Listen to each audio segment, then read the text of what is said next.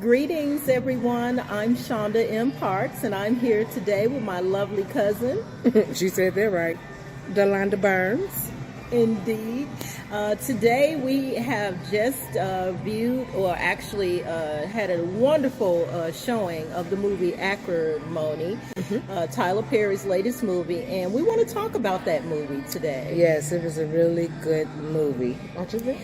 I enjoyed the movie. The entertainment was excellent. I even liked the fact that when it started, it had Nina Simone, one of my favorite artists of all times, and I really did appreciate him showcasing her music. So that was really, really good. It was throughout the entire movie. I was going to say that throughout the whole movie, just Nina Simone. It was really good. It was really good. Taraji did a great job. Oh yeah. I didn't think that she had to reach very much, though. I think that because she already had been playing a role that was similar in attitude, that was real fiery, that, you know, like Cookie, right, like Cookie, that required you know, her power from way down underneath. So she didn't have to reach that much. In terms of where her mindset went, but excellent. I love her anyway. I think she's a great actress. I think so too. I enjoy seeing her in anything that she's in. The thing that struck me though about this movie is that when she first ran into him, it was a little warning sign for me. It's like, if I'm not going to be friendly with somebody who runs into me. When they first started at college? When she first started, as she's telling the story, because she's telling the story as it unveils. And by the way, if nobody's seen this yet and you looking at this video, I suggest you remove yourself and then come back and look at the video. Or you could treat it like Gene and Cisco. I mean, they did reviews of movies and listen to what we have to say. We're not going to give you the whole thing of the movie, but the fact is that one is that it was really a good movie. The entertainment was good. I'm very excited the way that Tyler Perry approached this movie. He went in a new direction. It was totally unexpected. Some things I was able to predict, you know, just only because I saw some mirrors in my own life, so I was able to predict some stuff. So, but in the beginning, when she first met her husband Robert, well, he wasn't her husband, you know, right? They met in the rain, which I love the rain too. Well, I love the rain. Love-hate thing with the rain. It was something about the rain she didn't like, but we love the rain. Oh yeah, walking in the rain. Well, there's no one I love right now, but we're working on that. Anyway, she was a little crazy though from the very beginning, how she attacked him just by bumping into him in the rain. So that was a clue to me. I look at clues from the very beginning. It was fractured, I might say. Yeah. She said that she got some of that fire from her dad. Yeah, we learned that later on. Yeah, and I wish that they would have showed some of that part. Girlfriend, though. Her girlfriend approved of the relationship all the way from the beginning. From the college all the way out throughout the marriage. You're so right. She was one of those girlfriends that was like, he loves you. I love you, and he loves you, and you know. But at the beginning, I think that he cared, but when he found out about that money. And then that's when he started, you know, like she said, he was kind of asking, but didn't have a way of asking. He was you know how men be trying to be smooth. He was smooth in how he asked for it. But you know what? I think that I want to come back to something. When it started off, and she's telling the story, and she's smoking, chilling, like, you know, relaxing in order to be able to demonstrate the entire experience in the psychiatrist's office, and that was an interesting scene to me because I couldn't identify exactly where it was going, and so I liked that part, that it was unidentifiable, you know, from the very beginning. But she was definitely in the right place. She was. To me, she said they filmed that movie in 8 days. Yeah, is that what he said? 8 days? I thought I heard him say that because he was on the Tom Joyner show and he was saying that he filmed that in 8 days, and that's why I say that she didn't have to go too far. She was already in the character from Cookie. Yeah, it was a similar character. Wasn't that much of a stretch. Right. Excellent job. She did crazy very well.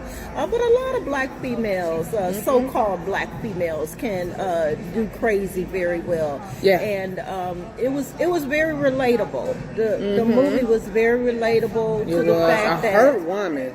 She was very hurt. She has supported her husband Robert. He and that brother. What was his name? What's his name? How you say his name? Larique? Yes, him. Is it her husband, the Robert character. The chocolate fine. Yeah, them chocolate brothers. Oh my God! Stay away from me. oh, he's so good looking. But anyway, she supported him. Yeah. But I think he had very genuine intentions. He loved her. There was no doubt about it that he didn't love her. He loved her. I think he really loved her. I think she really loved him too. But she just got drained. She got exhausted with waiting. And then I think at the beginning, she believed in him. But after years and years, after struggling and all that work that she did, she drained herself out. She just lost hope. Well, and he just kept fighting. He did. And in the beginning, when they were young, he had expressed to her that he'd get lost in his projects. And he did. He was lost in the project. He was working, and that's how he ran into her because he was so into the project. Yeah, that's true. Yeah. But this was what he practiced. He was always lost in his projects. So as they went along, he lost track of himself and her. Because there was no emotional kind of relationship with them. As the money dissipated, so did his love. And money and love are not the same. And this is a problem with a lot of people in considering that, representative that love. She gave him money because she loved him, but she believed in him. She believed him, and he believed in himself too. Yep. But after he drained that account. But I think that she would have been well with that. I think that the biggest issue was he lost an emotional experience with her. She was longing for an emotional experience, which most of us as females want an emotional experience. So she knew that, they were bankrupt. It was the deceit that she perceived. Because it was a perceived deceit. If he would have just continued like he was, continued to work on this idea he wanted, and then got a job too to help support her, I think that they probably would have still stayed together though, because that was helping her, taking the load off of her, and the pressure. It would have. But if he was just so focused, he didn't want to do nothing. No, he didn't, and that but that's a little imbalance. Therein is where his imbalance showed up. That he didn't want to do anything, and then not even loving on her and hugging her. She's working hard.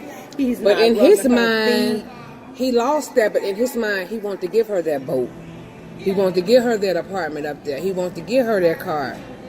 And as soon as he felt like he was the man enough to give her that, then he was going to go back to, that. But that those are the physical things. These are the physical things which come and go. And those were not things that she wanted. These were things that he wanted for her. Because remember she asked, but did you ask? You didn't ask me he what never I wanted. asked her what she wanted. So that was a demonstration. Like most men, they don't. Yeah, no, and come on, brothers. I know brothers don't want to see this film. They don't want to see this film because they think that it's an angry black woman. But I'm gonna tell you something. It was anger. She was angry, and I think that she had a right to be angry.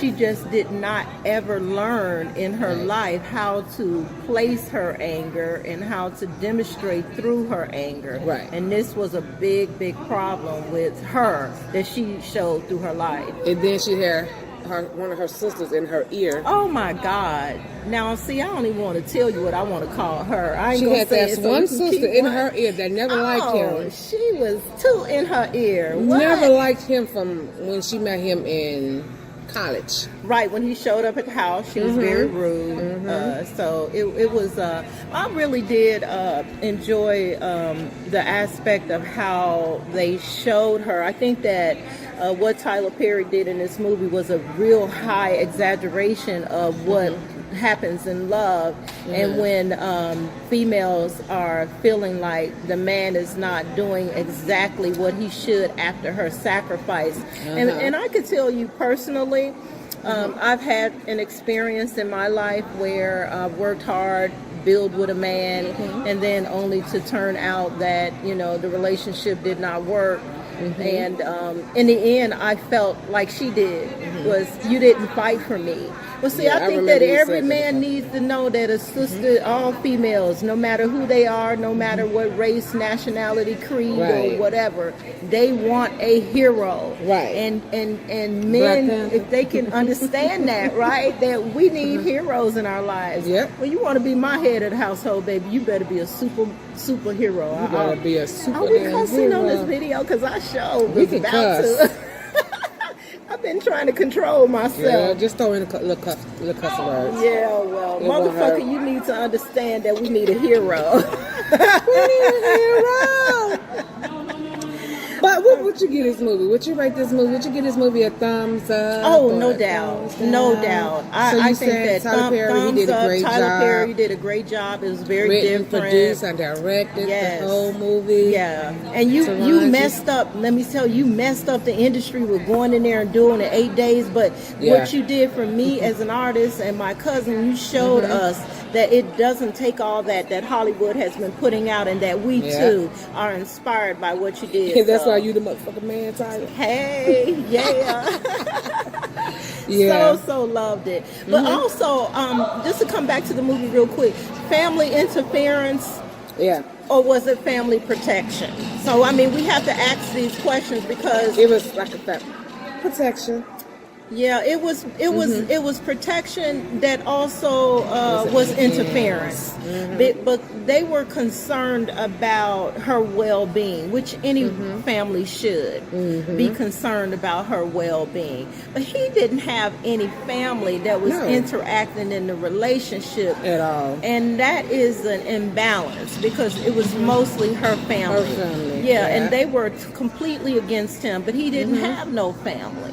And this was a problem. I mean, he had family, but they weren't there. Yeah, they didn't show This is right. This is a problem when we have our relationships, is that we don't involve both sides of the family. We should always have both sides of the family involved in a relationship. If you're going to be a husband and wife, now, I mean, or either if you're just going to have a really good, strong relationship. So, because there was nobody there to protect him. Right. Where was his people? Where was not even people? no friends? Not even. He didn't even have no friends. Yeah, he was totally isolated. He was like by himself. He was isolated, and she was what he had. And she had her one girlfriend, her sisters, and her brother-in-laws.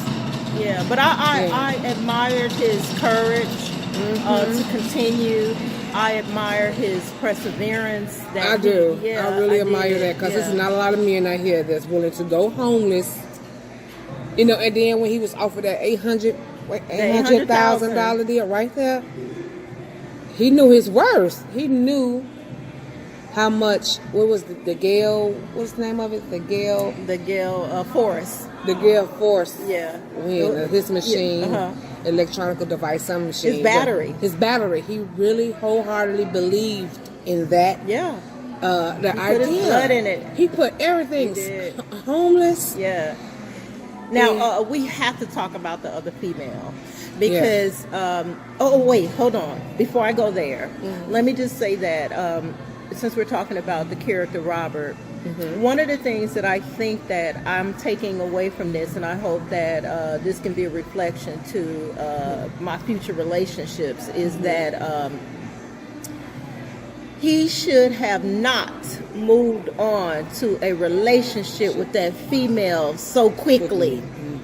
Especially how he said how much he still loved her, right? So he didn't fight for her. No, it was no fight. And the everything that he had, the place that he had come was because of the sacrifices that they both made in their relationship. And that's why she was so hurt. Yeah, so and he told her he still loved her, so you know that was like a green light to her. Like, oh baby, come on, let's do it. Coming over there looking all hot and sexy and everything.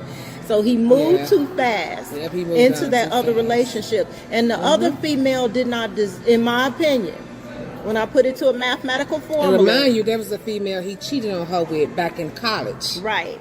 So she still had the hots for him anyway. Yeah, she sure did. It was unfinished business that she wanted to have a relationship. But he did. He moved too fast in that relationship. And it just shows us that we need to take a pause on the relationship. And really, to be honest with you, I mean, she did do the introduction. But an introduction could have been a commission check. Right. It didn't have to be, you my bedmate, you my wife. It didn't have to be that. And there was no process of love. With him and her, I saw a process of love. With him, I just saw that he was grateful that she was the connection to making his dreams come true. But she was not the beginning. And that was the issue that I would take with that. Is just slow down. And that's with myself, too, because I like to test everything before I get going. So sometimes I move too fast, so I can relate to that. And that's bad. So that's how she felt. That's how Melinda felt. And she felt like, I've been through all of this, all my money. I lost my parents, everything. Even though she got it back, right? She got it back. And she got all it back. $10 million. She showed back up at her job with roses and a $10 million check and keys back to her parents' house. Yeah, that was sweet. Now, would you take that $10 million? Do you think that $10 million is worth all that she's been through, all that they both went through? Well, see, that's she had a decision. She could have just said, "No, I'm not doing all that." Yeah, she could have. She had a choice. She did. The choice is always there. But money is not the equivalency of love, and nor is love the equivalency of money. And they are two separate entities, and it's not is. You have to know one another. You have to get to really feel each other. And he dismissed her emotional state. And that's what he did throughout the relationship. So he was just doing what he knew how to do, which was his practice. And he always dismissed her emotionally. So it was no surprise, but she was just crazy as hell. Oh, my God. She was crazy. And now back to what about, she was crazy. What about the sister who, you know, the one who he did end up with, and I'm talking about the other girl, the one who. Do you think that she really loved him, or you think no? I don't think she really. You talking about the yeah, I think she did. I think she had a genuine type of love for him. How deep the love was couldn't have been extremely deep. It takes she years came in for on love the ass end where he was almost at the point where he was about to make it. I think, but she didn't go through all the sacrifice, you know, Melinda she did. had She didn't go through all that. She wasn't a part but she of that. came in like at the, well, what did she say? She said, "You bitches benefit from all the work of the first wife." But it's a lot of women out here that feel like that, though. It's a real feeling. And that's what I think that this movie also demonstrates, that we have to have a conversation about the emotional state that relationships leave us in. Because when my husband and I were separated, we had been together for 20 years, and then we separated the last 5 years of our relationship. And he came back to Chicago, and I never felt that he fought for me. I never felt that he felt I was worthy enough, based on the things that we had gone through, based on the things that I had helped him with, and then things all the kids, and the children that we had. So you know, so it's a real genuine place to start in the conversation. So but anyway, I truly enjoyed the movie. It is a great dialogue piece. Did a great job. Thank you, my brother. Keep pumping them out. And this is, we knew. Yes, but we will keep on reviewing. This is our first review. We will be back. I don't know how often we should do this. I guess whenever a movie come out we want to see. Yeah. You never know. Until next time, we're at least thinking maybe once a month. Yes. At least. Yes, once a month would be fine. Well, here we go. Guys, I'm Shonda. I'm Delonda. And we have been here today and rocking it on our point of view. Yes. About the movie. Acrimony. Acrimony. Acrimony. Until Like next time. I like shining. I like Peace $1,000,000 out. deals. Bye-bye. Where's my Bye-bye. pen? Bitch, I'm signing. I like those Balenciagas, the ones that look like socks. I like going to the Tula. I put rocks all in my watch. I like texts from my exes when they want a second chance. I like proving niggas wrong. I do what they say I can't. They call me Cardi, Cardi, banging body, spicy mommy, hot tamale, hotter than a Somali. Ferrari, hop up the